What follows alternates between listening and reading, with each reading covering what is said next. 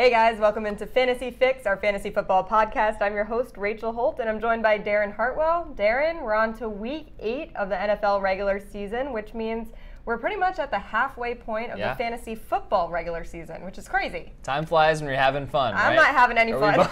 Are we having fun yet? I'm not having fun.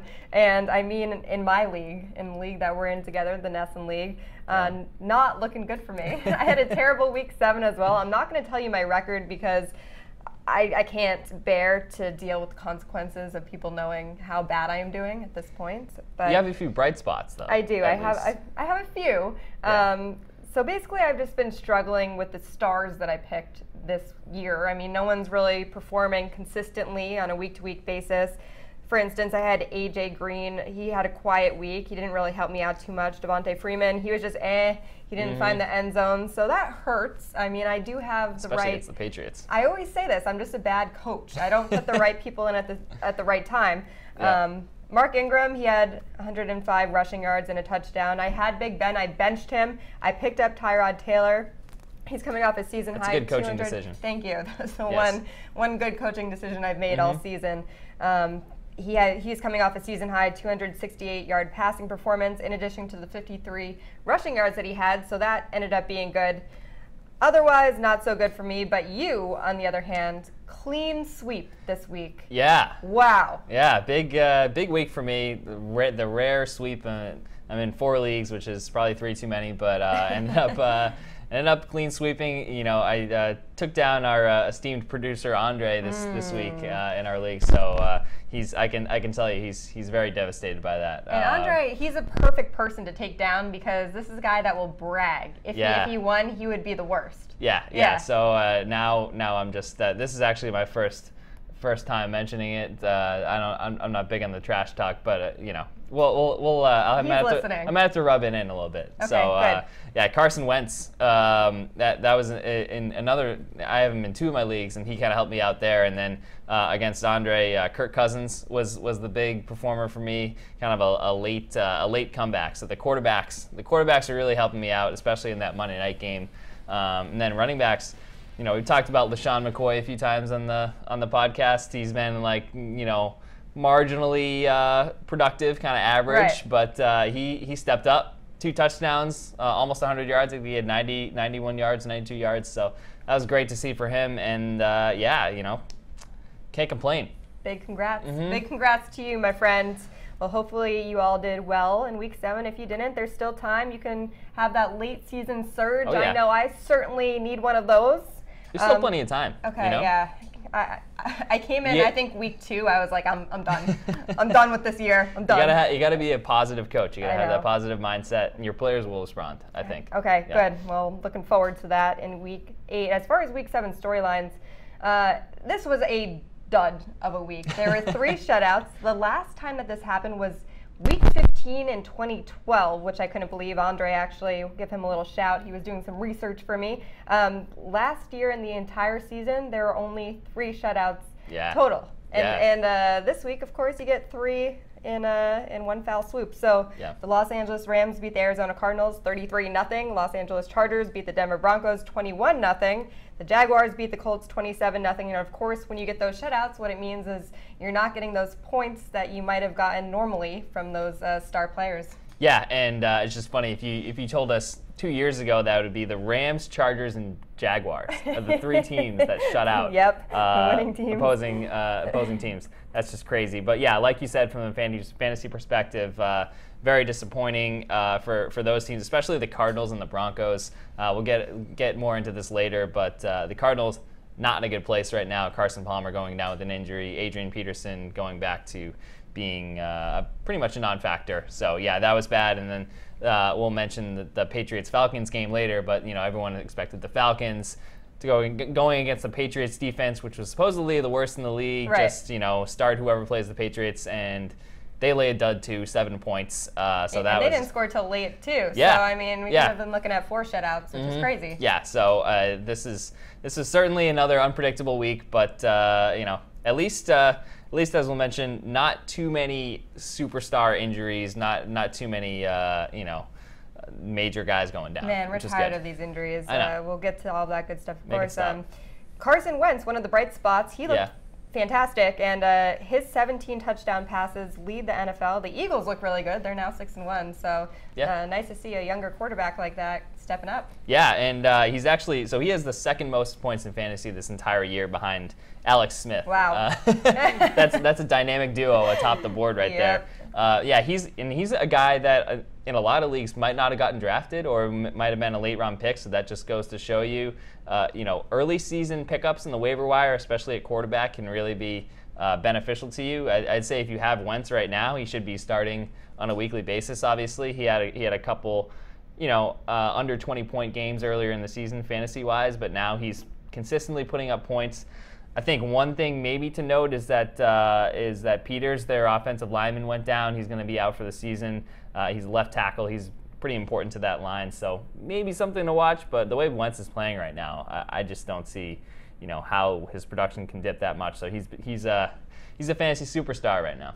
You mentioned that word consistent. Now, this is obviously a very important word in fantasy, which leads me to a guy named Adrian Peterson. Oh, yeah. Now, with the trade and everything that happened last week, he had a monster week. He scored 2 touchdowns, and we were thinking, hey, is this guy someone that you want to start potentially in week 7? Anyone could pick him up because he's had a very disappointing season up until this point.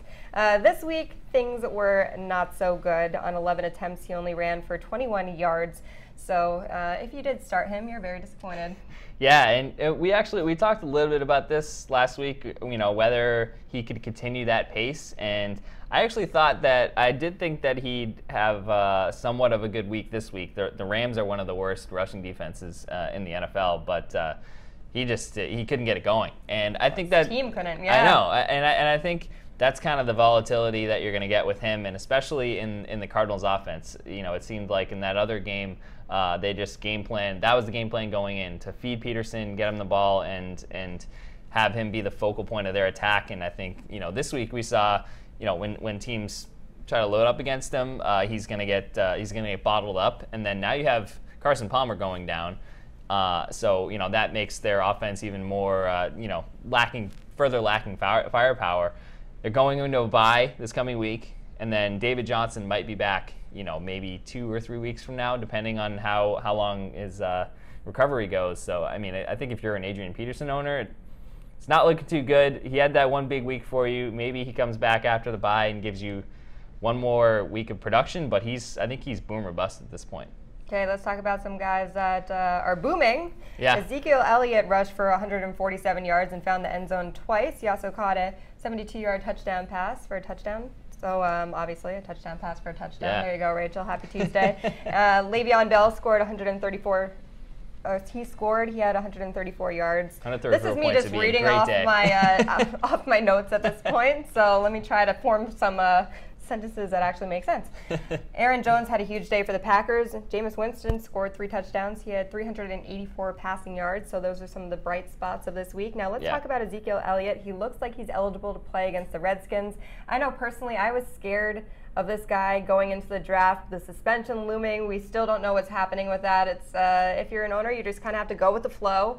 But it looks like he's going to be eligible to play. So what's up there? Yeah, this is an interesting situation, and Elliott owners obviously got a pretty big gift this past week, making him eligible to play against the 49ers, who are one of the worst teams in the NFL, probably the worst outside the Browns.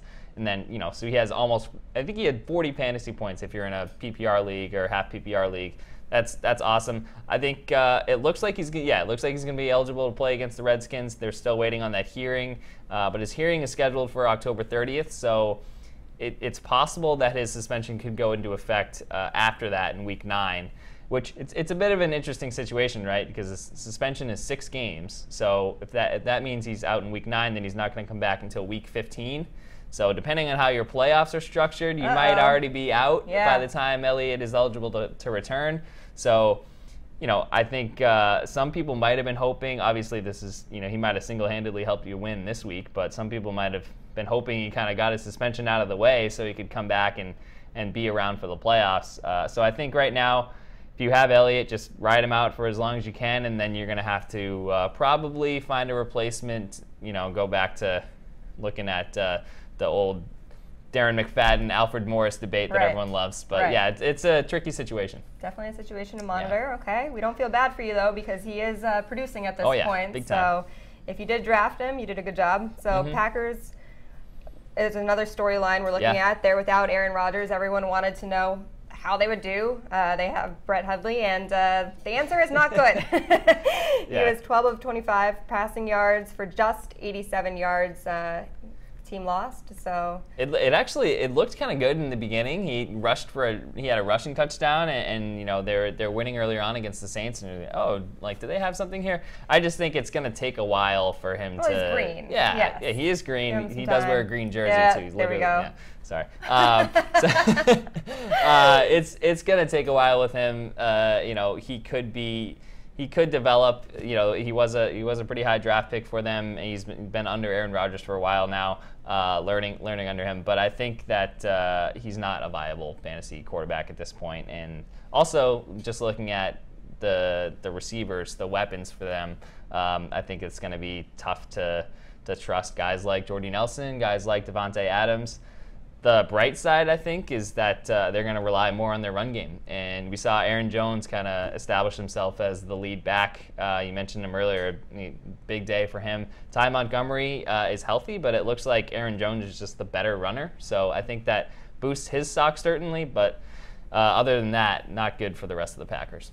Okay, well, injuries to key guys like Aaron Rodgers have left a lot of teams scrambling at this point. And players, they went down in Week 7 as well. This has been a bad year for injuries. I mean, it's tough to see. One of the big injuries of the week has little to do with fantasy football, but this guy, he needs a shout-out.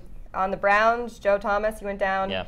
For the first time in his 11-year career, he missed a snap, and he was forced to leave the game, which is just kind of incredible that this guy was able to stay in, especially at his age, and perform the way he has. And I know on Twitter, as soon as the injury happened and you saw him, holding his arm, people were distraught. They were like, "No, get back in there!" But it didn't happen. It's kind of crazy. 10,363 consecutive snaps. I don't think I've done 10,000 of anything in a row. That's just insane. Nevertheless, playing in the NFL, one of the most physical positions. I think if you want to look at a fantasy impact, we'll get into this later, but the Browns offense, basically this just makes them worse. So, we have the old adage of playing whatever defense plays against the Browns. This kind of reinforces that. Okay, yeah. We like that strategy, don't we? Carson Palmer, Cardinals lost him to a left arm injury in the second quarter. Adam Schefter reported that he will have surgery on a broken arm and miss 8 weeks. Yeah. Jay Cutler, another quarterback, he also suffered cracked ribs in Sunday's win over the Jets. He may miss Thursday night football against the Ravens. So tough break on that front. I mean, a couple of these guys, and there's a lot of quarterbacks that are out this week, which we'll get into. Delaney Walker, sprained ankle. So just some things to keep your eye on. Yeah, and as I mentioned, this isn't great for the Cardinals. You have guys like Larry Fitzgerald, who's been a pretty steady fantasy contributor. His stock drops a little bit. I think you can probably still go with him because he's the top receiver there. But kind of the second-tier guys like John Brown, Jaron Brown, J.J. Nelson, I don't think those are really guys you want to have on your roster with Drew Stanton throwing them the ball. And then we'll look at the Dolphins, Matt Moore coming in.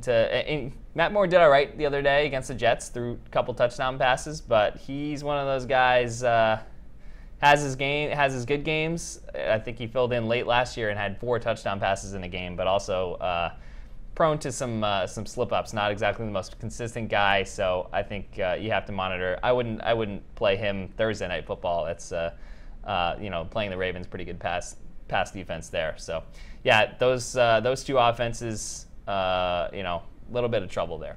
Okay, well, you're not going to like this news either. Big bye week in Week 8. 6 teams are on byes: the Arizona Cardinals, Green Bay Packers, Jacksonville Jaguars, Los Angeles Rams, New York Giants, and Tennessee Titans. So that means, in addition to the injuries, we have to replace a lot of those guys that may be on your starting lineup there. Yep. So quarterbacks that you're looking at: Eli Manning, Marcus Mariota, and Jared Goff. hopefully these guys are just your backup quarterbacks, so no big issues there from what I can see. Yeah, it's weird. It's a big week for buys, but not really for quarterbacks. Right.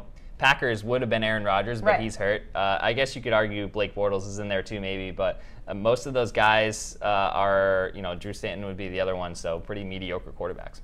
And pick up Tyrod Taylor because this guy did pretty good for me last week. He's good. Just saying. Okay, running backs to look at. Todd Gurley, Leonard Fournette, DeMarco Murray, Aaron Jones. So we're hurting in that department. Tough week for running backs. These are, Todd Gurley and Fournette have basically been arguably the two best running backs in fantasy. So that's a tough blow. Yeah. Remember your punny team name? A Gurley on a train. Gurley on a train. A Gurley has no name. I'll never forget it. Yeah. It will live on forever. A lot of good ones out of that. Wide receivers, Jordy Nelson, Devontae Adams, Larry Fitzgerald, and Sammy Watkins. Once again, you're hurting there, but it's to be expected, I guess. Yeah, I think running backs is the toughest position to fill, and we will get into that, who we pick up going forward. Which leads me to the waiver wire. Yep. I mean, who are you looking at? Let's just talk about the running backs because that is a big position to fill this week. So what are some names? Yeah, so I think one thing to monitor is the Marshawn Lynch suspension. So he's suspended for one game for, bumping a ref. Ridiculous. Pretty bold move by Marshawn there. As we can see, clearly pushing the ref. The picture of him in the stadium after he did that, my favorite picture of all time. At least he got his money's worth. But yeah, so two guys, Jalen Richard and DeAndre Washington are the two backup running backs behind Lynch. So it's kind of a timeshare right now. It's a little bit of a tricky situation, but I'm going with Richard if you're going to pick one of those guys up. I think he does a little bit more in the passing game. He had 4 receptions. I think it was about 30 yards the other night or last week. So I think he's a guy that you probably want to turn to. The Bills have a pretty good run defense. They're playing the Bills this coming week, but they've given up some yards to running backs out of the backfield, some receiving yards. So I would pick up Jalen Richard. I think he's a good option at running back. What about wide receivers? Yeah, the guy I like is Josh Doxson. He had an interesting night last night, or Monday Night Football, because Terrell Pryor. So Terrell Pryor is kind of they signed him to be the #1 receiver, kind of the go-to receiver. He's been pretty disappointing, and Doxson got a lot more snaps, 24 more snaps than Pryor on Monday night. And he's, after the game, Jay Gruden was basically like, yeah, we want Doxson to be our #1 wide receiver. So that's quite the vote of confidence. I think he's kind of taking a similar track to like what we saw with Nelson Aguilar in Philly. Kind of a quiet rookie year, not as much in the second year too, but he's finally starting to turn the corner a little bit. Doxson is in his second year. He's had some injuries he's dealing with, but now he's starting to pick it up. The Redskins love to throw the ball, so I would pick Doxson up down the road. I think he could have a big second half. Well, Coach Rachel had to cut Terrell Pryor recently. It was tough. I mean, tough blow. But hey, when you're a coach like me, you got to make the tough decisions. Yep. So moving on to do we talk about quarterbacks yet? Yeah. So actually, you already mentioned this, but I actually like Tyrod Taylor. I think he has a good matchup. They're playing the Raiders, as we mentioned that matchup. He's a guy who has a very high floor. He's always the high floor guy because of his legs. But he had a big game last week, 20 fantasy points. And Oakland, they've been susceptible to good quarterbacks. Alex Smith put up pretty good numbers against them the other night. I think that's a tough game for them too. Oakland's traveling across country, playing the Bills on the road in a 1:00 game. Those are always bad news, cross country 1:00 games. So Tyrod Taylor, book it. Okay, and if you want Big Ben and you're in my league, you can trade for him. I'll gladly give him to you. You just have to give me someone that scores. Thank you very much. Yeah. Let's do a Patriots fantasy check-in. So we were all looking at the Super Bowl rematch against the Falcons. We weren't sure what was going to happen. I thought it was going to be a closer game for sure. I think a lot of people did. Foggate, though, I don't know what it was, but the Patriots able to come out on top.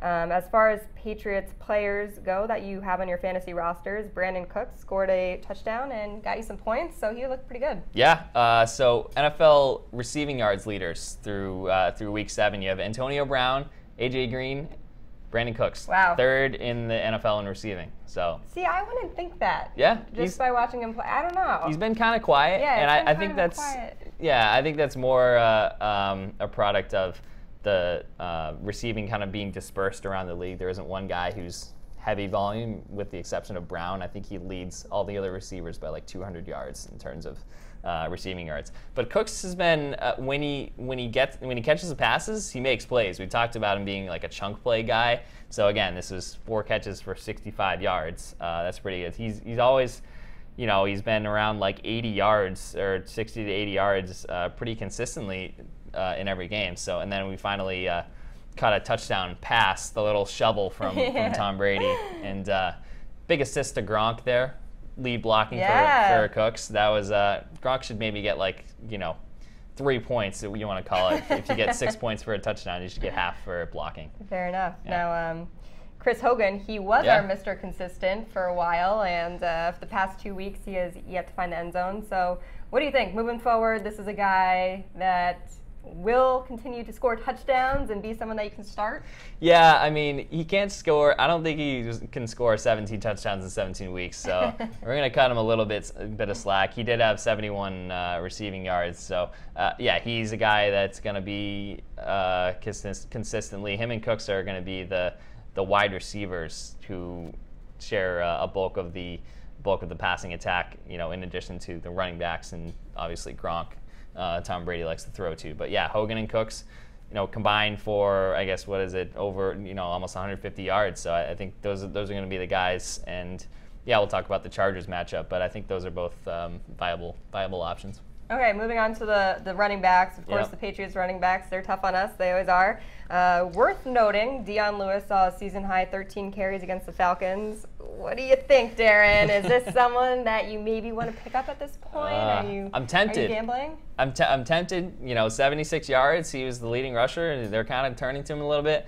But I can't do it. I just can't do it. So with Rex Burkhead back, they have 4 running backs. Right. It's just too many pieces of the pie to go around.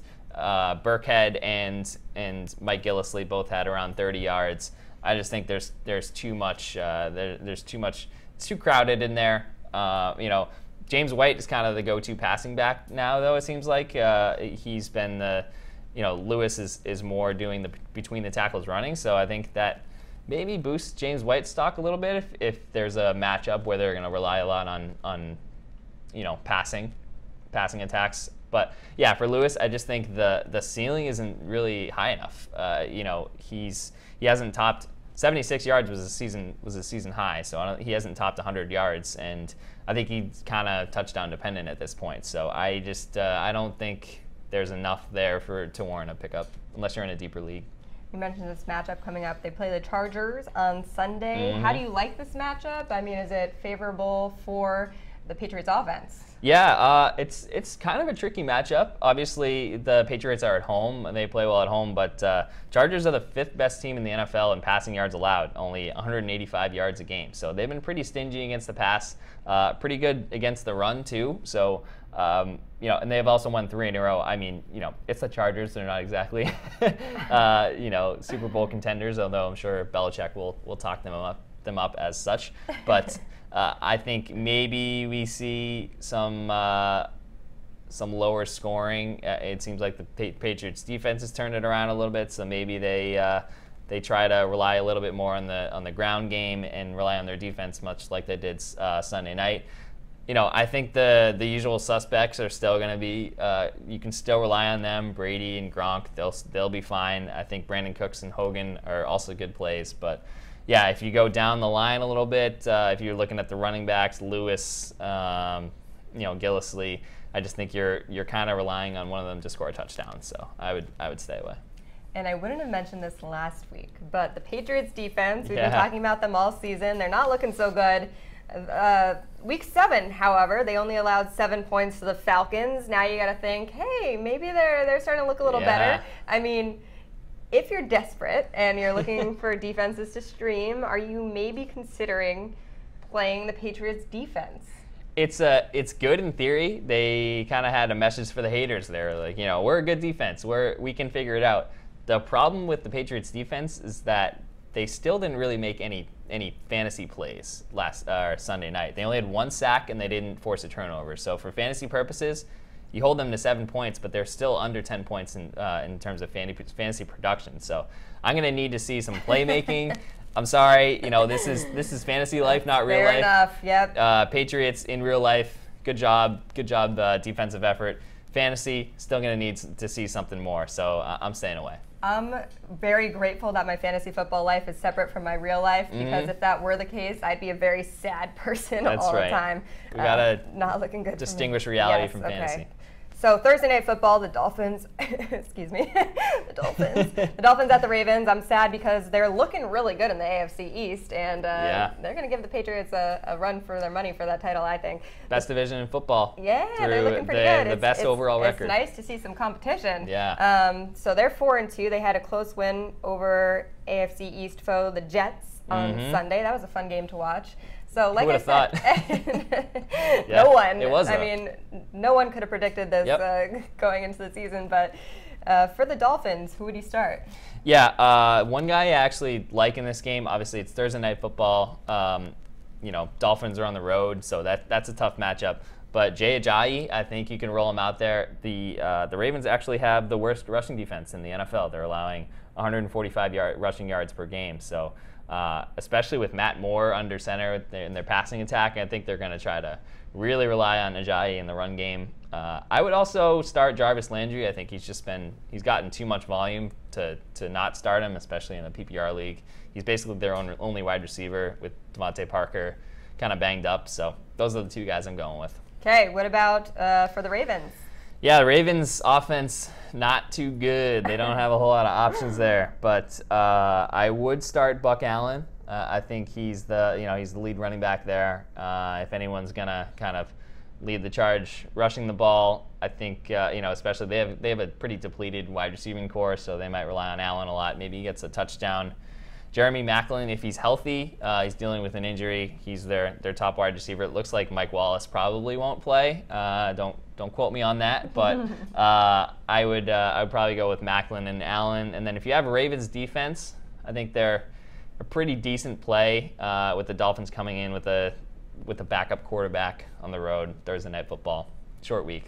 Let's talk about those defenses now. Yep. We already say pick on the Browns, so you got it. The Vikings play the Browns in London. So if you can scoop up the Vikings, go for it. Yep. Other defenses Absolutely. that you're looking at? Yeah, we mentioned that Bills-Raiders game. I'm kind of putting a lot of eggs in one basket here, but I think the Bills' defense can be pretty viable. It's going to be interesting to see what the Raiders do without Marshawn Lynch. They don't rely on him too heavily, but it kind of feels like a letdown game for the Raiders after that thrilling win on Thursday Night Football. They're flying high, and they're like, oh yeah, we're gonna take care of the Bills in Buffalo, but Buffalo's pretty good at defending its home turf, and I think they have a defense that can make some plays. They did pretty well against the Bucs. Last week until the Bucs kind of had a late comeback there, but I like the Bills as kind of a sneaky team to you can probably scoot them up off the waiver wire. And let's move on to bold predictions for Week 8. Yep. I have to give you a shout out because in Week 7, you said that Julio Jones was going to come in to Gillette Stadium and have a breakout performance. He's been underwhelming this year, to say the least, but he did finish with 99 yards and a touchdown in Week 7. So we got to give you props for getting your big bold prediction for Week 7 correct. It was kind of a quiet 99 yards for a touchdown, but for fantasy purposes, we'll take it. He kind of got a lot of garbage time, and then that touchdown where he just kind of emasculated Malcolm Butler there. Poor Malcolm Butler, but too little, too late though. Yeah. Yep. Exactly. So want to do bold predictions? Yeah, for we're going to ask you to do it again. All right. I don't know how well we're going to do with 2 in a row here, but Cam Newton, very bad last week. A lot of people on him. He's back in the division this week, going on the road against the Bucs.